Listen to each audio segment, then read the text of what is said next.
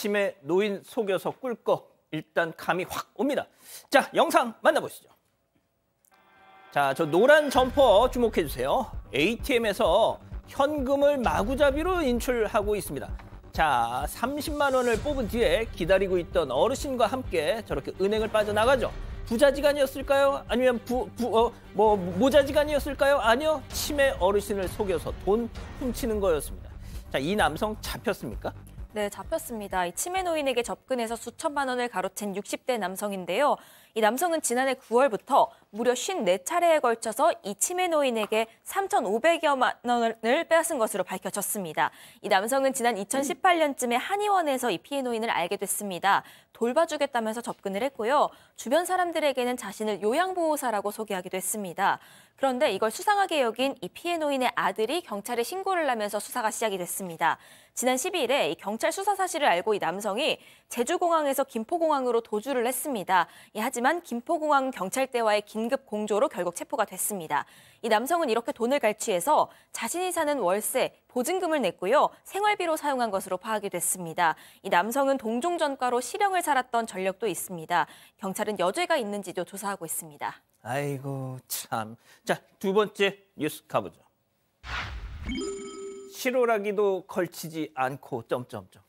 자, 사반 가족께서 직접 제보해 주신 충격적인 영상 만나보시죠. 자, 이곳은 대구 용산역 인근입니다. 저쪽 인도에서 시선을 사로잡는 남자, 살구색 차림? 아니요, 나체입니다. 무언가 고뇌하는 듯 저렇게 팔짱까지 끼고 앞으로 뚜벅뚜벅 걸어갑니다. 자, 자, 또 다른 영상 보실까요? 또 다른 영상. 예. 자, 더 충격적. 경찰이 누군가를 쫓아가고 있는데 바로 앞에 알몸으로 저렇게 달려가고 있는 남성 때문입니다. 아, 심지어 갓길에서 무릎 꿇고 기도하는 이런 모습을 하고 있어요. 도대체 왜 저런 걸까요? 박 변호사님, 제가 첫 번째 영상 먼저 질문 드릴게요. 아, 예, 이거 아닙니다. 첫 번째 영상 다시 보여주세요. 제가 이거 원본 영상을 봤습니다. 백주대낮이었는데 진짜 여기까지. 그렇습니다. 지금 알몸 상태로 지금 걸어가고 있는 모습입니다. 뭔가 생각도 있고 고뇌가 있는 듯한 모습이고요. 자, 이게 지금 대구고요. 한국입니다. 한국 대구에서 지금 이 상황인데 이게 공연음란 위반이 될 수가 있어요. 형법상의 공연음란죄가 될 수 있기 때문에 그걸로 지금 입건을 할 수도 있는 상황이고, 두 번째 장면도 마찬가지입니다. 광주에 있었던 이야기인데 거기는 좀 더 문제가 뭐냐면 교통사고가 날 수가 있어요. 그러네요, 진짜. 알몸으로 뛰어다니면서 사고를 유발할 수 있습니다. 또 문제는 저렇게 생각하는 사람도, 기도하는 사람도 있긴 했는데, 문제는 뭐냐면 운전하다가 주목하게 돼요. 다 보게 되죠. 저걸 안 보고 지나가는 것도 이상한 거예요. 맞습니다. 그러다면 운전이 잘못될 수 있고 사고가 날 수 있기 때문에, 그래서 경찰이 잡았던 거고, 저 사건들 다 공연 음란죄가 될 수 있어요. 무조건 된다는 말은 아닙니다. 예. 왜냐하면 공연하게 음란을 행위를 해야 되는데 사실 나체 상태로 그냥 할보만인 거거든요. 약간 애매할 수도 있습니다. 팀장님, 그 두 번째 남성과 기도하는 그 남자, 마약 음주 뭘까요, 도대체? 그러니까 경찰에서 사실은 저분이 공연 음란죄로 해서 현행범을 체포를 했습니다. 해가지고 조사를 해봤는데 마약 검사도 하고 음주 측정도 했는데 음주나 마약을 한 것 같지는 않아요. 그러니까 경찰에서는 정신적 문제가 있나 싶어가지고 정신감정을 위해서 병원으로 이송을 했습니다. 그리고 그 추후 경위를 이제 조사하고 있는데, 좀 시간이 지나면 실제적으로 정신적 문제가 있는 건지 아니면은 다른 이유가 있는지는 좀 기다리면은 나올 거로 생각이 듭니다. 요즘 부쩍 저런 일들이 많아진 것 같습니다. 자, 다음 뉴스 가보죠. 회식하듯이 먹더니 먹튀입니다. 자, 나의 조국 대한민국에서 먹튀가 사라지는 그날까지 영상 만나보시죠.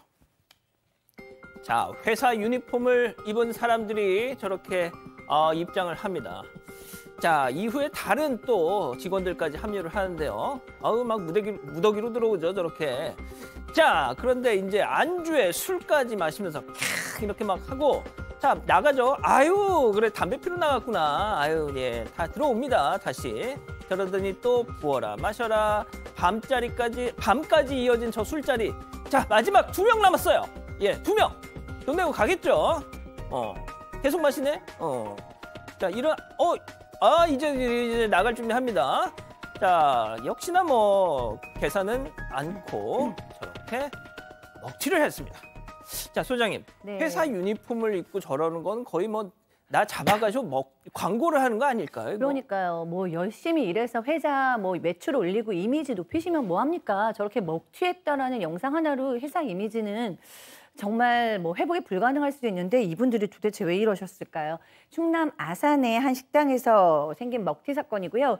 지금 6명이 안주하고 술하고 3시간 동안 17만 원 정도를 먹고 그대로 이제 다 가신 겁니다. 근데 사장님은 회사 옷도 입고 있었으니까 아 뭔가 다들 서로 냈다라고 생각하고 돈을 안 냈나 보다. 그리고 그 다음 날까지도 기다리셨어요. 근데 그냥 뭐 감감무소식인 거죠. 그래서 굉장히 뭐 이제 스트레스 받으시는 거죠. 뭐 사장님은 흙퍼서 장사하시는 것도 아니고. 예. 지금까지도 뭐 이해를 해주시려고 아마도 금액이 커지다 보니까 서로 누군가 냈겠지라고 생각하고 계산을 까먹은 것 같다라고 얘기는 하고 계시는데 그럼에도 불구하고 아무도 안 오니까 지금 경찰에 접수된 상황이고요.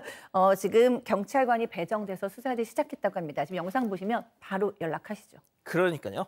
알겠습니다. 자, 다음 뉴스도 가보죠. 만취 승객 걸어가다 꽈당입니다. 자, 이게 무슨 얘기일까요? 영상 만나보시죠. 자, 버스 내부입니다. 한 남성 뭔가 비틀거리면서 일단 하차를 합니다. 자, 인도 올라서더니 자, 버스 문 닫히고 출발하자 아주 꽈당. 저 남성 갑자기 왜 넘어진 것이고 보니까 뒷바퀴 쪽으로 넘어지면서 좀 다친 듯도 한데요. 네, 오른팔도 다쳤고요. 만취 상태였습니다. 지난 4일 부산 해운대의 한 버스 회차지 인근인데요. 이 만취한 남성이 버스에서 하차한 뒤에 저렇게 넘어진 사고입니다.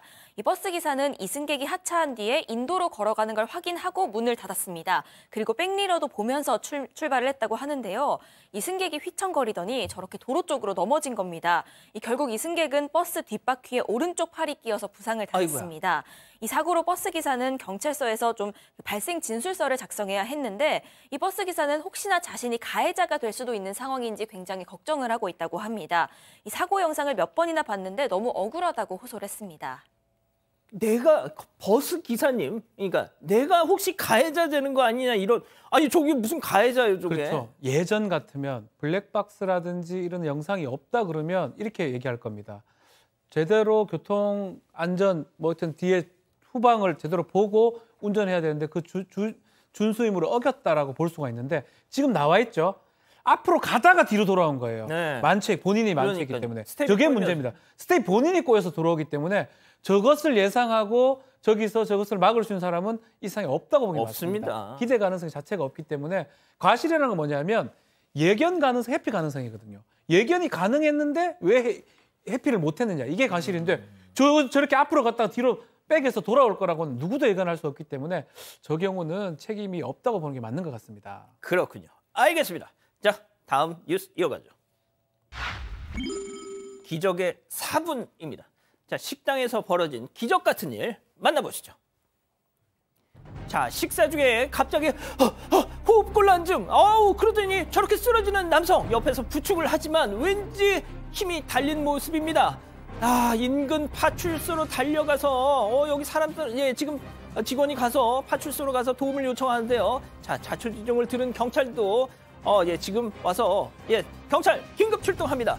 자, 하지만 점점 더 심한 경련 증세를 보이는 저 남성. 자, 도착한 경찰이 상태를 확인한 뒤에 바닥에 눕혀서 자, 이제 CPR을 실시하는데요. 하나, 둘, 셋, 넷.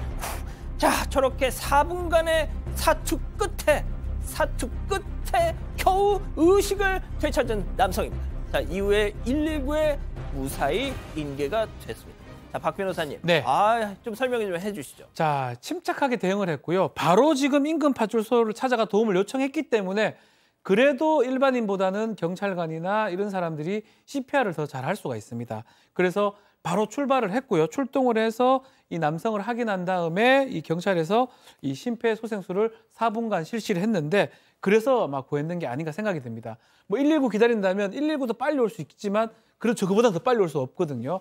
인근에 있는 파출소에서 바로 가서 했고 김준호 경사님이 이 심폐소생술을 4분간 실시를 했고 그 덕에 골든타임을 지켜서 의식을 회복했고요. 김준호 경사님, 이 김은배 팀장님한테 피자 좀 받으셔야 될 것 같습니다. 전화하면 제가 보내겠습니다. 예? 전화 한 명 보낼까요? 아니면 제가 연락할까요? 둘 다 좋습니다. 알겠습니다. 예, 알겠습니다. 김준호 경사님, 알겠습니다. 자, 마지막 사연으로 가보죠. 입냄새까지 사랑할 수 있을까? 못해 사랑 아내, 이 자극적인 제목은 뭘까요? 도대체? 네, 남편의 입냄새 때문에 고민이라는 아내의 사연입니다. 이 남편이 이를 안 닦는 것도 아니고요. 정말 전투적으로 양치질하고 은단까지 먹는다고 합니다. 그런데도 냄새가 너무 심하다고 하는데 이게 어느 정도냐면 남편 말로는 회사에서 그 상사가 남편한테 냄새 난다고 말할 정도라고 합니다. 하지만 이런 말을 들었는데도 남편은 이거를 장난으로 받아들이고 그냥 웃으면서 넘겼다고 하는데 이 아내 입장에선 걱정이 돼서 진지하게 남편한테 좀 얘기를 해봤다고 합니다. 그랬더니 남편이 장난식으로 또 내 입냄새 어떤지 한번 맡아봐 하면서 또 내 입냄새를 풍긴 겁니다. 그런데 정말 냄새가 너무 심해서 순간 아내가 신경질을 팍 냈습니다. 그랬더니 남편이 완전히 토라져서 누구나 입냄새는 난다. 왜 그렇게 내 자존감을 떨어뜨리냐라고 속상해한다고 하는데요. 이 아내는 진심으로 남편이 걱정돼서 너무 고민이라고 합니다. 알겠습니다. 자, 기다리고 기다리셨던 푸처 핸즈업 타임. 우리 가족 여러분들도 채팅창에 OX랑 함께 참여해 보시죠. 먼저 아내입니다. 오빠, 은배 오빠, 부부지간이라도 이런 말 하는 거 얼마나 어려운지 알기는 해? 진짜 더러워 죽겠어. 우리 뽀뽀 안 한 지가 지금 얼마나 된 줄 아니? 내가 침대에서 등 돌리고 자는 거 그거 다 이유가 있었던 거야, 인간아, 동그라미. 그러니까 좋습니다. 네. 자, 다음은 남편입니다. 지훈이 엄마, 내가 진짜 이 말은 안 하려고 했는데 너도 만만치 않아? 우리 누구 입냄새가 더 심한지 한번 비교해 볼까? X. 팀장님이 저렇게 그냥 근엄한 표정을 짓고 계세요. 자, 우리 팀장님부터.